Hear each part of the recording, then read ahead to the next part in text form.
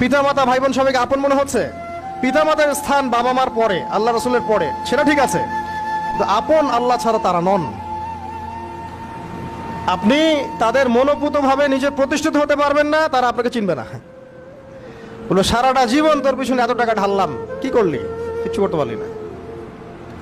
আবার এখন যারা পিতামাতা হয়েছেন, সন্তানদেরকে আপন মনে হচ্ছে?